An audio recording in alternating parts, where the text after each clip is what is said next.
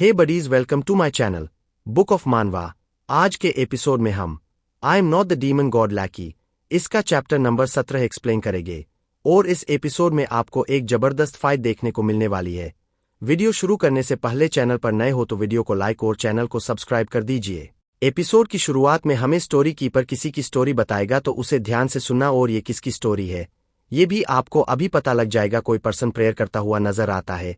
उसने अपने हाथ आपस में जोड़े होते हैं और फिर गॉड से प्रेयर करता है। उसने उन लोगों के लिए भी प्रेयर की जो इस दुनिया से चले गए थे। और ये पर्सन प्लेग चर्च की सिस्टर मर्फी का डेली रिचुअल था और ये स्टोरी भी मर्फी की होती है। हर रोज की तरह वो अपने गॉड की स्टैचू के सामने बैठकर प्रेयर करती और दिन पर दिन साल दर साल जब तक उसकी मौत नहीं हो गई तब तक कुछ भी नहीं बदला था। मर्फी को अंदर प्रेयर करता देख कोई शख्स उसको बाहर छिपकर घूर रहा था। मर्फी को प्रेयर करता देख वो शैतानी हंसता है और इसी वजह से मर्फी की लाइफ नरक में डूब गई थी और अब वापस लौटने का कोई रास्ता नहीं था। वो बंदा भी दौड़कर मर्फी की तरफ अंदर आता है। अपनी तरफ किसी को आता देख मर्फी भी अपनी प्रेयर छोड़ देती है और अगले ही पल वो कमीना बंदा उस सिर कटे स्टैचू के सामने मर्फी को दोनों हाथों से पकड़कर वही लिटा लेता है और उसके साथ जानवरों वाली दरिंदगी करना शुरू कर देता है। मर्फी झटपटाते हुए खुद छुड़ाने की कोशिश कर रही थी। मर्फी उस वक्त बुरी लेडी नहीं थी, इसीलिए अपने साथ ऐसी हरकतें होते देख उसे समझ नहीं आया कि क्यों ये काइंड प्रीस्ट उसके साथ एक जंगली जानवरों की तरह बिहेव कर रहा है। मर्फी अपने साथ गलत होता देख रोने लगती है। सिर्फ एकमात्र ऐसी चीज जो वो कर सकती थी और वो है गॉड के सामने प्रार्थना। उसे अपनी नॉर्मल प्रेयर्स को और ज्यादा ईमानदारी से शो करवाने लगी और कहती रही, प्लीज गॉड से मी। वो स्टैचू मर्फी को सच्चे दिल से प्रेयर करती देख उसमें क्रैक आना शुरू हो जाते हैं और अगले ही सेकंड वो स्टैचू पूरा टूटकर उसमें से मॉन्स्टर स्कल कॉफिन बाहर निकलता है जो एक झटके में ही अपनी जीरो को उस प्रीस्ट की खोपड़ी में एक तरफ से डालकर दूसरी तरफ से निकाल देता है। इतनी स्पीड से सब कुछ हुआ होता है जिसकी भनक उस प्रीस्ट तक को नहीं पड़ती। मर्फी नीचे लेटी अपने दोनों हाथ जोड़ बस इसी मौत के तमाशे को अपनी आंखों के साथ देख रही होती है। वो खून के छींटे मर्फी पर भी पड़ जाते हैं लेकिन वो चुप होते हुए कहती है, भगवान तेरा लाख लाख शुक्र है कि मैं बच गई। मर्फी उठते हुए सोचती है। मर्फी को समझ नहीं आया होता कि उसे क्यों बचाया गया है। उस वक्त वो सिर्फ इतना जानती थी कि जिस वेपन ने उसे बचाया था वो गॉड की उस स्टैचू से निकला था जिसकी वो सच्चे दिल से प्रेयर करती थी। उस दिन मर्फी को उसकी प्रार्थना का उत्तर मिल गया था। उस समय उसका सिर्फ एकमात्र यही थॉट था, ये गॉड द्वारा उसे दिया गया एक गिफ्ट था और इस तोहफे का नाम ही अनंत निद्रा का ताबूत यानी कॉफिन ऑफ एटर्नल स्लम्बर, एक मैजिकल फॉरबिडन टूल जिसमें डिस्ट्रक्शन और मौत के खतरनाक स्पेल्स शामिल थे। इसी ताकत के साथ मर्फी ने स्कारलेट कल्ट को अपनी पावर्स के दम पर खड़ा किया। उसकी ह्यूमन लेवल की नॉर्मल पावर्स भी डिस्ट्रक्टिव रैंक से टूट गईं और इस तरह वो एक डिस्ट्रक्टिव बॉल्क मैजिशियन बन गई। मर्फी की पर्सनैलिटी भी धीरे धीरे बदलकर ज्यादा अहंकारी हो गई और उसने किसी को भी अपने इरादों के खिलाफ जाने से मना किया। उसकी नज़र में वो भगवान द्वारा चुनी गई थी और इस तरह नॉर्मल पीपल्स पर हुक्म चलाना उसके लिए अब नॉर्मल खेल बन गया था। और यही रीजन है कि वाइल्ड के इंटरफेयर से वो अब पूरी तरह से गुस्सा हो गई थी। सीन अब फिर प्रेजेंट में मेन स्टोरी लाइन पर आ जाता है जहां मर्फी गुस्सा होते हुए बोलती है, मुझे परवाह नहीं कि सीक्रेट इंस्ट्रूमेंट टावर को पता चल जाए। इस छोटी सी किताबों की दुकान को एक मैसेज भेजूंगी। उसकी हिम्मत कैसे हुई मेरी प्लानिंग्स में दखल देने की। फिर मर्फी उस फॉर्मेशन में खतरनाक अटैक चार्ज करके रेडी होती है और कहती है, इस नोवा डेथ रे से मुझे 80% की भारी कीमत चुकानी होगी लेकिन उसे ऐसा सबक सिखाना सही होगा जिसे वो कभी नहीं भूलेगा। आगे मर्फी कहती है, क्या इससे बचने की उम्मीद की जा सकती है? अनफॉर्चुनेटली तुम नोकीन की लोगों की उस लिस्ट में नहीं हो जिसे मैं मारना नहीं चाहती। मैं तुम्हें कभी भी मेरे खिलाफ जाने का बहुत अच्छा रिग्रेट करवाने वाली हूं। मेरी काम में अड़चन बनने की यही कीमत है। और इसी के साथ मर्फी नोवा डेथ रे नाम लेकर उस भयंकर अटैक को लिंक की दुकान की ओर शूट कर देती है। हमें उस नोवा डेथ रे अटैक को फॉर्मेशन से बाहर निकलता दिखाते हैं जो फायर की एक बड़ी सारी लेजर बीम होती है और ये अटैक पूरी फुल स्पीड से जा रहा होता है और वो सीधा आसमान में चमकता हुआ नीचे बनी नोकिन सिटी को टारगेट बना रहा होता है और अगले ही पल बूम सीधा अटैक नीचे जमीन पर लगता है और पूरी जमीन को फाड़ता हुआ लिंक की शॉप की तरफ बढ़ना शुरू कर देता है। स्कारलेट कल्ट के मेंबर्स परफेक्ट अटैक होता देख खुश होते हैं हुए बोलते हैं, वाह, ये एक हाई लेवल ब्लैक मैजिशियन की असली ताकत है। जैसा कि डिस्ट्रक्टिव रैंक से उम्मीद थी, सचमुच में लेडी मर्फी अनबिलीवेबल है। और मर्फी उन सब के आगे ही खड़ी होती है। अटैक को दिखाते हैं जो धीरे धीरे सभी घरों के ऊपर गिरकर उनके टुकड़े टुकड़े कर रहा होता है। लेडी मर्फी और उसके सभी मेंबर्स अपने अटैक को सक्सेसफुल होता देख खुशी से जश्न मनाने लगते हैं और मर्फी कहती है, जल्द ही वो बुक स्टोर खत्म हो जाएगा। अटैक पूरा लिंक की शॉप के पास तक आ गया होता है, मानो कि इस अटैक से अब लिंक को कोई भी नहीं बचा सकता है। तभी एन वक्त पर उसी जगह पर कोई लेडी चलकर आ रही होती है, और वो लेडी बिल्कुल अटैक के सामने खड़ी होती है, जैसे मानो उसे इस अटैक से जरा भी खौफ ना हो, और लेसर फायर अटैक भी बिना रुके उसी की ओर आ रहा होता है। फिर उस लड़की को फ्रंट साइड से दिखाया जाता है, जो कि कोई और नहीं बल्कि खुद डोरिस होती है, और वो ऊपर आसमान में सीधा मर्फी को ही सीरियस वे में देख रही होती है। डोरिस को अपनी तरफ देखता देख मर्फी डर जाती है, और वो हैरान होकर मन में सोचती है, क्या ये सच में एक एल्फ है? और मर्फी शॉक हो जाती है। बस डोरिस को देखने से उसके मन में सिर्फ एक ही सवाल पैदा होता है, यहाँ एक एल्फ क्यों है, और यहाँ एक एल्फ कैसे है? अब डोरिस भी अपना पेहतरा खेलने के लिए तैयार होती है, जिससे डोरिस अपना राइट हैंड ऊपर उठाकर स्पेल कास्ट करती है। स्पेल कास्ट करने से डोरिस के हाथ में एक छोटा पौधा बनना शुरू होता है, और अगले ही सेकंड पर झपकने की स्पीड में वो पौधा एक मैजिकल स्टाफ बन जाता है, और डोरिस अपने इस स्टाफ को स्टाफ ऑफ द सेज कहती है। उस स्टाफ के ऊपर लगा वो व्हाइट फ्लावर गोल्डन कलर में चमकना शुरू कर देता है। फ्लावर को चमकता देख मर्फी के होश उड़ जाते हैं। हैरानी के साथ मर्फी बोलती है, ये तो एक प्योर व्हाइट मैजिकल आइरिस है। डोरिस अपने स्टाफ ऑफ द सेज को नीचे जमीन पर जोर से मारती है, और इसमें अब मैजिकल पावर्स रिलीज होना शुरू हो जाती है। पावर्स ज्यादा होने की वजह से डोरिस के आसपास का थोड़ा एरिया भी डिस्ट्रॉय हो जाता है। डोरिस शांत मन से कहती है, लेडी सिल्वर प्लीज आइरिस के घर पर जीत का प्रकाश डाले। डोरिस अपना स्टाफ ऊपर उठाकर कहती है, मेरे पास 11 सेजिस की ऑथोरिटी है, मैं फॉरेस्ट स्पिरिट्स को इस जगह की रक्षा करने का हुक्म देती हूँ। और इसी के साथ डोरिस फॉरेस्ट सेंचुरी का स्पेल कास्ट करती है, और तभी जमीन के अंदर से काफी बड़ी बड़ी पेड़ की शाखाएं निकलती है, जो कि डोरिस के सामने आकर उस एरिया को बचाने के लिए डिफेंस का काम करेगी। शाखाएं जब इकट्ठी होकर एक मजबूत डिफेंस बन जाती है, तब नोवा डेथ रे अटैक सीधा उसी से आकर टकराता है। स्कारलेट कल्ट के मेंबर्स उस बड़े डिफेंस को देख हैरानी से बोलते हैं, इसने लेडी मर्फी के डिस्ट्रक्टिव रैंक स्पेल को ब्लॉक कर दिया, इम्पॉसिबल, आखिर ये कैसे हो सकता है? मर्फी भी अपने शूट किए अटैक को ब्लॉक होता देख गुस्से से दांत पिस लेती है, और बोलती है, ये एल्फ एक असाधारण रूप से पावरफुल डिस्ट्रक्टिव मैजिशियन भी है, और ये ग्रेट आइरिस फैमिली की मेंबर डोरिस है। जब उस डिफेंस को दूर से दिखाते हैं, तो नोवा डेथ रे अटैक उस डिफेंस के सामने कुछ भी नहीं होता है, क्योंकि वो पेड़ काफी बड़ा बन गया होता है। डोरिस जैसे ही अपने दोनों हाथ फैलाती, उसका मैजिकल स्टाफ अपनी शेप बदलने लग जाता है। डोरिस कहती है, माय लेडी बर्फ से ढकी हुई वो एक लॉन्गबो यानी तीर कमान रखती है, और हर मैदानों पर शिकार करती है। मदर प्लीज मुझे अपनी सही रास्ते पर चलने वाली एनर्जी लाइट प्रोवाइड करे, और मुझे मेरे शिकार की ओर इशारा करो। इसके साथ डोरिस का स्टाफ चेंज होकर एक बड़े लॉन्गबो में बदल जाता है, और डोरिस अटैक करने के लिए अपना निशाना ऊपर की ओर लगा लेती है। जिन्होंने भी आपसे बदला लेने की कोशिश की है, मैं उसका बदला अपनी जीत से लूंगी।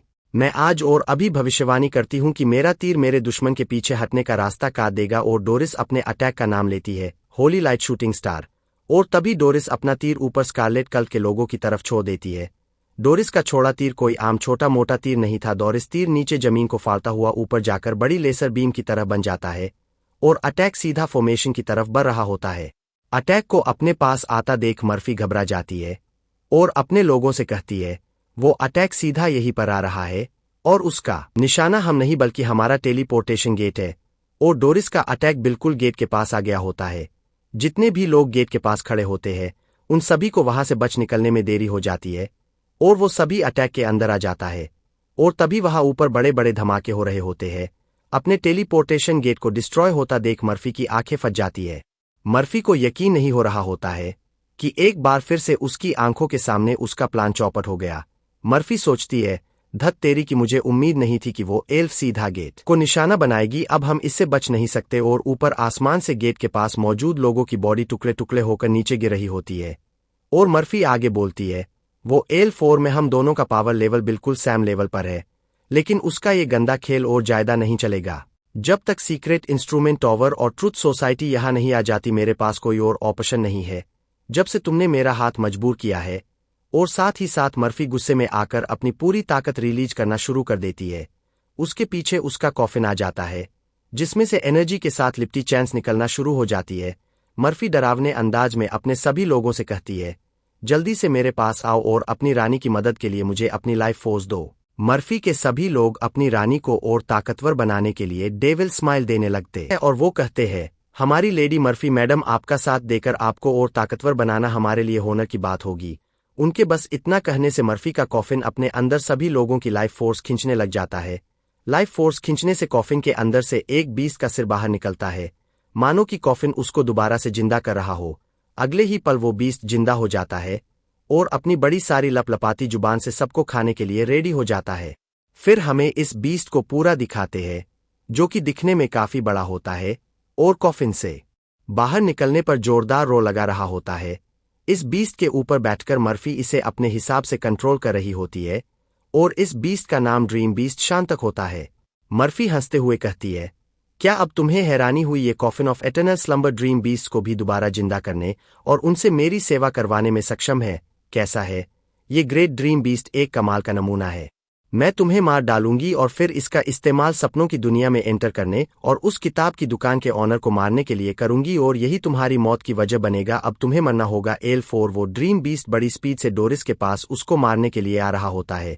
डोरिस हल्की आवाज में कहती है, अनकल्चर्ड एंड अनकॉथ, इसीलिए मैं नहीं बल्कि तुम मेरे हाथों से मरोगी।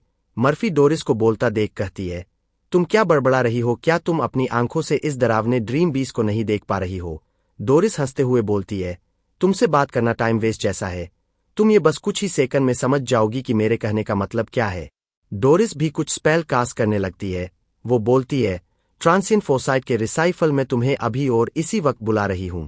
आयरिस फैमिली को ये प्रिमोडियल विच प्रोटेक्ट करता है, जिसने ड्रीम वर्ल्ड पर राज किया था। क्या तुम मेरे खिलाफ ड्रीम बीस्ट का इस्तेमाल करने की हिम्मत करोगी? तुम्हें अपनी सही जगह पता होनी चाहिए। और तभी डोरिस जहां खड़ी होती है उसके बैकसाइड हवा में क्रैक डलना शुरू हो जाते हैं। लेकिन मर्फी डोरिस को पूरी तरह से इग्नोर करती है। उसकी ओर आगे बढ़ती हुई बोलती है, तुम झूठ बोल रही हो। ये ग्रेट ड्रीम बीस्ट एकदम सही नमूना है। बस तुम इंतजार करो और देखो ये किस तरह से तुम्हें कच्चा चबा जाएगा। डोरिस कहती है, तुम सही में गधी हो। क्या तुम ड्रीम वर्ल्ड से बुलाए गए बीस्ट के बारे में कुछ नहीं जानती हो? और तभी उस क्रैक में से एक बड़ा सारा बीस्ट का हाथ बाहर निकलता है, जिसके सामने ठीक मर्फी होती है। मर्फी अपने सामने डोरिस के बुलाए बीस्ट को देख डर जाती है और घबराते हुए बोलती है, आखिर ये चीज क्या है?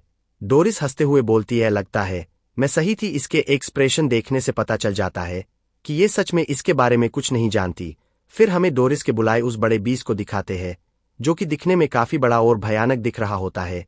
इस बीस्ट का नाम नाइट गाउट होता है और मर्फी का बीस्ट इसके सामने तो बस एक बॉल जितना छोटा लग रहा होता है। मर्फी इससे आगे और कुछ करती तभी उस बीस्ट का हाथ मर्फी का काम तमाम कर देता है।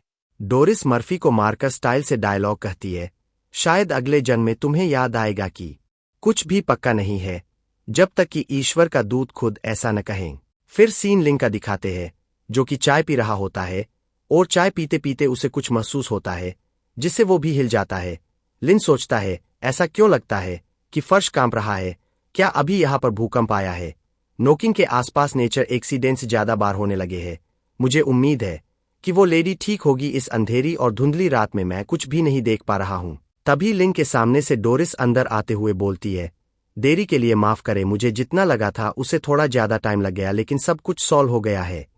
डोरिस आगे शर्माते हुए बोलती है, मुझे उम्मीद है कि आप परेशान नहीं हुए होंगे। हम अपनी कन्वर्सेशन वहीं से दोबारा शुरू कर सकते हैं जहां हमने छोड़ा था, और मुझे आशा है कि आप परेशान नहीं हुए होंगे। लिन भी डोरिस की बातों को सुन रहा होता है। डोरिस मन में लिंग के बारे में सोचती है, कम से कम सिर्फ उसका चेहरा थोड़ा पीला पड़ गया है, उसके कपड़े भी गीले नहीं है। ऐसा लगता है कि इसमें उसे ज्यादा मेहनत नहीं करनी पड़ी जैसी कि बड़पन से उम्मीद की जाती है। लिन कहता है, ठीक है। बारिश बाहर जोरों से पड़ रही थी और बाहर के सारे शोर को ढकने में इसने काफी मदद की। लेकिन डोरिस मन में सोचती है, बारिश ने शोर को ढक दिया, आखिर इससे इसका क्या मतलब है? मैंने जानबूझकर एक साइलेंस स्पेल का इस्तेमाल किया ताकि लेडी सिल्वर के फेवरेट पर्सन को परेशान न किया जा सके। मैंने सभी आने वाले हमलों को रोकने के लिए फॉरेस्ट सेंचुरी का भी इस्तेमाल किया था। यह इम्पॉसिबल है कि वो इन चीजों के बारे में नहीं जानता, फिर भी उसने इसका सारा क्रेडिट बाहर जोरों से हो रही बारिश को दे दिया। क्या उसके शब्दों में कोई छिपा हुआ मतलब है? क्या उनका मतलब यह है कि नोकिन में प्रेजेंट अशांत सिचुएशन है? बारिश फिर चाहे वो हंटर्स हो, मैजेस हो, सीक्रेट इंस्ट्रूमेंट टावर हो या ट्रुथ सोसाइटी हो, जो कुछ भी हो रहा है इसके कंपैरिजन में दो डिस्ट्रक्टिव मैजिशियन लड़ रहे हैं। उसकी नजर में तो बस सागर में एक बूंद है। हमारी लड़ाई की आवाज भी इनसफिशिएंट थी। क्या सचमुच पावरफुल लोगों की नजरों से दुनिया ऐसी ही दिखती है? ये इमेजिन करना इम्पॉसिबल है कि ये बुक स्टोर ओनर इस बारिश में किस तरह से शामिल है। लेकिन ये एक डिस्ट्रक्शन ब्लैक मैजिशियन के रूल्स को अनदेखा करने के लिए काफी था। मुझे डर है कि इसके रिजल्ट पता नहीं कैसे होंगे। ये डिसाइड करना मुश्किल है कि ये रिजल्ट्स प्रॉफिट के होंगे या नहीं। फिर डोरिस बोलती है, मुझे ये सुनकर खुशी हुई कि आप परेशान नहीं हुए और वो लोग आपको फिर कभी भी परेशान नहीं करेंगे। लिन बोलता है, आपका बहुत बहुत शुक्रिया मिस डोरिस। नोकिन में मौसम इन दिनों बहुत खराब हो गया है। सोच रहा हूं पता नहीं ये कब सुधरेगा मौसम। लेकिन दूसरी तरफ से देखे तो इस बरसाती मौसम में मेरे स्टोर पर ज्यादा कस्टमर्स आए हैं। लेकिन आप गलतफहमी मत पाले और मैं दूसरों के दुर्भाग्य पर खुश होने वाला बंदा नहीं हूं। मैं तो यही चाहूंगा कि सब पहले जैसा हो, कस्टमर कम हो लेकिन लाइफ ज्यादा पीसफुल हो। जब मैं ऊब जाता था तो धूप सेकता था और किताब पढ़ता था। और लिन मुस्कुराता हुआ बोलता है, मुझे लगता है कि ये शापित मौसम जल्द ही खत्म हो जाएगा। अगर सब लोग मिलकर काम करें इस सिचुएशन को पक्के तौर से बेहतर बनाया जा सकता है। लिन की इतना खतरनाक बातें सुनकर डोरिस गलतफहमी में पड़ती हुई डर जाती है और सोचती है, जैसा कि मैंने सोचा था सब कुछ अभी भी इसके कंट्रोल में है। वो सिर्फ कड़वाहट लहजे में कह रहा था कि उसे अपना पुराना पीसफुल जीवन याद आता है। अब तक जो कुछ भी हुआ है वो सब उसी की मर्जी से प्लान गया है। क्या सिर्फ इसलिए कि वो किताबें पढ़कर ऊब गया था और उसके पास कस्टमर थे। लेडी सिल्वर, मुझे डर है कि आपका पसंदीदा पर्सन एक भयंकर बंदा ना हो तो अच्छा है। और लिन भी डोरिस को देख रहा होता है। देखते देखते लिन को कुछ याद आ जाता है। वो सोचता है, अरे नहीं डोरिस ज्यादा अच्छी नहीं लग रही। अरे मैं बाहर हो रही बारिश और हवा को कैसे भूल सकता हूं। ये लेडी उन बुरे लोगों से बाहर के मौसम में सामना करने के बाद थक गई होगी और मैं तो साथ मिलकर काम करने की बातें बक रहा हूं। मुझे उसे एक गर्मागर्म चाय का कप देना चाहिए था मुझे और बेहतर करना होगा। अभी भी इतना अच्छा मुनाफा कमा सकता हूं अगर मैं मेरे ग्राहकों का भरोसा जीत लूं। फिर लिन डोरिस से कहता है, चलिए अब टॉपिक बदलते हैं। आपने जो मेरे लिए किया उसके लिए थैंक यू। आप चाय पीजिए और थोड़ी देर आराम कीजिए। डोरिस शर्माते हुए कहती है, आपका शुक्रिया मिस्टर लिन। और डोरिस मन में सोचती है, मुझे इनके साथ थोड़ा प्यार से पेश आना और उसे नाराज नहीं करना चाहिए क्योंकि ये आदमी मेरे और मेरे परिवार के भविष्य को अपनी हथेली पर रखता है। जब डोरिस लिन की दी हुई चाय पीती है तो उसके चेहरे पर अलग ही खूबसूरत इंप्रेशन होता है। वो सोचती है, ये चाय बेमिसाल है, इसमें कोई अशुद्धता नहीं है और ये एक्चुअल में चाय की पत्तियों के स्वाद को बाहर लाता है और मेरे मुंह में एक सुखद स्वाद छोड़ता है। चाय की गर्माहट मेरे पूरे शरीर में छा जाती है और मुझे आराम देती है। नोकीन के इंसानों के बारे में मैं जो जानती हूं उसके अनुसार वो दूध और चीनी के साथ लाल चाय पीना पसंद करते हैं। ऐसा लगता है कि इस तरह की चाय स्पेशल तौर पर एल्वस के लिए तैयार की गई थी। आगे डोरिस और सोचती है, न सिर्फ बाहर डिस्ट्रिक्टिव मैजिशियन के बीच लड़ाई ने उसे बिल्कुल भी परेशान नहीं किया बल्कि उसके पास चाय बनाने का सब्र भी था। जैसा कि मैंने सोचा था वो लड़ाई सिर्फ मेरी परीक्षा लेने के लिए थी। मैं जो बता सकती हूं उसके अनुसार वो अभी भी अच्छे मूड में है। फिर डोरिस बोलती है, आपका मुझे चाय देने के लिए थैंक यू। अगर आपको इससे कोई परेशानी न हो तो मैं वहीं से शुरू करना चाहूंगी जहां हमने छोड़ा था। लिन कहता है, हाँ बिल्कुल, मैं आपकी इस प्रॉब्लम में मदद कर सकता हूं। हालांकि ये आसान नहीं होगा। मान्यता दोबारा हासिल करने का रास्ता एक लंबी और मुश्किल यात्रा है। मैं जो कर सकता हूं करूंगा लेकिन ये ज्यादातर आपकी मेहनत पर डिपेंड करेगा। लेकिन मन में लिन खिचड़ी पकाते हुए सोचता है, हाँ मुझे ये पक्का करना होगा कि मैं पहले इस काम की कठिनाई पर जोर दूं। इस तरह प्रॉब्लम के सल्यूशन के बाद मैं ज्यादा चार्ज ले सकता हूं। अब दोस्तों इसमें थोड़ी फालतू की बातें बताई जाएगी जिसे मैं कट कर रहा हूं और हम अपनी मेन स्टोरी चालू रखते हैं। फिर लिन आगे सोचता है, अगर सच में यही मैटर है तो मेरे पास भरोसा करने के लिए सिर्फ यही एक चीज है। लिन लाइब्रेरी से एक बुक निकालता हुआ कहता है, किस्मत से मैंने इस तरह की अंडरटेकिंग के बारे में पहले भी पढ़ा है। हमारे देश में हेरल्डरी का किस्सा पूरी तरह से एग्जिस्ट नहीं करता था। मुझे एक दोस्त ने मुझे हेराल्डिक सोसाइटी से परमिशन दिलाने में मदद की। मैंने उस वक्त जो बुक लिख रहा था उसके साथ साथ पॉपुलर साइंस और लोककथाओं पर बुक्स की एक और स्टोरी लिखी जिसका टाइटल था रिचुअल्स एंड फोकलोर। हिंदी में बोलूं तो अनुष्ठान और लोककथाएं। लिन जो बुक निकाल रहा था उस बुक का नाम साइन एंड सिंबल्स होता है और ये बुक उस हेरल्डरी पर की हुई रिसर्च का रिजल्ट होती है। लिन डोरिस को बुक देते हुए डोरिस को बोलता है, इस बुक को ध्यान से पढ़े, ये फ्यूचर में आपके काम आएगी। अपने गौरव को दोबारा से हासिल करना कोई आसान काम नहीं है। डोरिस बुक को जब हैरानी से देखते हुए उसे छूती है तो उसे झटका लगता है क्योंकि डोरिस के सामने बड़े बड़े डायमेंशन क्रैक होना शुरू हो जाते हैं और उसे अपनी आंखों पर यकीन नहीं हो रहा होता है। डोरिस कहती है, आखिर अब ये सब क्या हो रहा है और मैं अभी कौन सी जगह पर हूं। जब सीन पूरा दिखाया जाता है तो पता चलता है डोरिस उस बुक को छूने से अलग किसी अलग ही दुनिया में जाती है और डोरिस के ठीक पीछे बड़े बड़े मॉन्स्टर्स और बीस्ट होते हुए और वहां किसी तरह की एनर्जी भी फैली होती है। तब डोरिस को पता चल जाता है कि वो अभी ड्रीम वर्ल्ड में आ चुकी है। वो घबराते हुए मन में सोचती है, यह ड्रीम वर्ल्ड अचानक से अपीयर क्यों हुआ है और ये ड्रीम बीस्ट क्या इनका लेवल इतना ज्यादा है कि मैं इन्हें बुला भी नहीं सकती हूँ। ये इतने सारे हैं कि मैं खुद इन्हें हरा नहीं सकती लगता है। मैं इनके हाथों मरने जा रही हूँ और एक बीस्ट तो डोरिस को मारने के लिए अपना बड़ा हाथ आगे बढ़ाने लगता है, लेकिन वो बीस्ट डोरिस को हाथ भी नहीं लगा पाता। तब डोरिस को कुछ पता चलता है। वो कहती है, मुझे ऐसा लगता है जैसे कि ये किसी तरह की एनर्जी से बंधे हुए हैं। डोरिस का सोचना गलत नहीं होता क्योंकि जो वहां पर एनर्जी फैली थी उसी एनर्जी ने उनको रोका हुआ था और वो एनर्जी दिखने में किसी बड़ी इल्यूमिनाटी आग की तरह दिख रही थी। इससे पहले कि आगे और कुछ हो पाता तभी डोरिस फटाफट से होश में आती है और वो बेचारी तो पसीने से बुरी भीग गई होती है। डोरिस बुक को देखकर सोचती है, जो मैंने अभी देखा इस बुक ने मुझे इस व्यू को देखने मात्र से ही किसी प्रॉब्लम के सल्यूशन को समझने की गहरी सोच दे दी है, जैसे ceiling, resistance, dream world, protection, retreat. ये स्पेशल तरह से ड्रीम वर्ल्ड 20 के लिए बनाया गया था। ये बुक मुझे प्रमोशन स्टेट में एंटर करने की परमिशन दे रही है। ये हर ईश्वर के दूत की नॉर्मल समझ के खिलाफ है और डोरिस मन में पूरी घबराई हुई होती है। लिन डोरिस से बोलता है, मैं आपको सब कुछ समझाने में ज्यादा कोशिश नहीं करूंगा क्योंकि इससे और ज्यादा प्रॉब्लम्स पैदा हो सकती है। और लिन मन में सोचता है, मैंने जो बुक लिखी है वो पॉपुलर साइंस पर सूटेबल है और उसके जैसे किसी भी शुरुआती पर्सन के लिए ये सही होनी चाहिए। उसे पहले थोड़ा पढ़ना चाहिए ताकि अगली बार वो ज्यादा रिलेवेंट क्वेश्चन पूछ सके। डोरिस कहती है, मैं आपकी कई बातें समझ गई हूं मिस्टर लिन, मैं इस बुक को ध्यान से पढ़ूंगी और समझूंगी। किसी प्रमोशन स्टेट में एंटर करने से पहले काफी समय और भरपूर तैयारी की जरूरत होती है। लेडी सिल्वर के बारे में सुराग पाने में मुझे सदियां लग गईं और तब भी ये एक सिंपल लेकिन कंफ्यूज करने वाली भविष्यवाणी थी। हालांकि ये बुक इस काम के लिए बिल्कुल परफेक्ट थी। मुझे प्लीज प्रमोशन स्टेट की सिचुएशन में वापस भेज दो। इस छोटे से सिंबल में इतनी भयानक पावर्स, मुझे हैरानी है कि इस बुक में कितनी नॉलेज छिपी है। इस पूरी किताबों की दुकान की तो बात ही छोड़ दो, सच में ये नॉलेज का पूरा बहता हुआ तालाब है। फिर लिन आगे बोलता है, ठीक है, मैं आपको एक बात बतानी भूल गया था क्योंकि इसमें आपका पूरा घर शामिल है। मेरा सुझाव है कि सभी को इसमें दिए गए कंटेंट को पढ़ना और उसको समझना चाहिए। इस तरह मुझे आप सभी को मौत के कगार से बचाने में समय बर्बाद नहीं करना पड़ेगा। आपको पता होना चाहिए कि मेरे पास और भी कई कस्टमर है, इसीलिए मेरे पास ज्यादा टाइम नहीं है। लिन के पास टाइम ना होने की बात सुनकर डोरिस बेचारी और घबरा जाती है और उसे समझ नहीं आ रहा होता है कि अब वो क्या करे। लेकिन लिन अपनी प्लानिंग बनाकर मन में हंसता हुआ सोचता है, अच्छा तो मुझे उसे ये महसूस कराना चाहिए कि मेरी सर्विस काफी लिमिटेड है। उसे इसका एहसास दिलाना होगा, इस तरह वो समझ जाएगी कि ये सब कितना इंपॉर्टेंट है।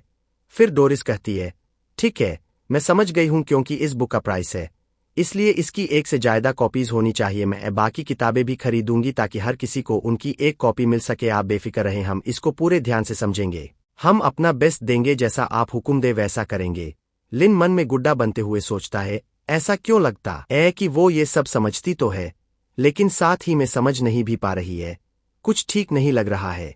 लिन खाली बॉक्स उठाता हुआ सोचता है, ओह ठीक है, इस पर ज्यादा सोचने की जरूरत नहीं है। ये एक बहुत ही प्रॉफिट करवाने वाला कस्टमर है, मुझे उसे अपनी ईमानदारी दिखानी ही होगी। लिन जब बुक निकाल रहा होता है, जहां पर वो बुक रखी होती है वहां पर उस बुक का निशान शायद से कुछ मैजिक जैसा निशान शो हो रहा था और डोरिस की नजर उसी निशान पर पड़ जाती है, जिसे देखकर उसकी आंखें खुली की खुली रह जाती है, मानो कि वो इसे बारीकी से जानती हो। लेकिन लिन डोरिस को बोलता है, मेरे पास इसकी सिर्फ 30 कॉपीज है और ये सभी कॉपीज में इस बॉक्स में पैक कर देता हूं।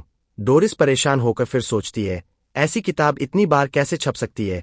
पावरफुल लोगों के सोच विचारों को समझना सच में काफी मुश्किल है।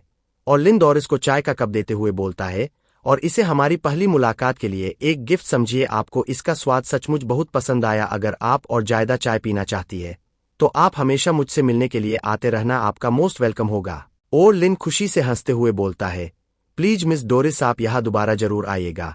डोरिस कहती है, मैं आपके इस बताए रास्ते के लिए आपको दिल से शुक्रिया करती है और आप सच में बहुत काइंड है।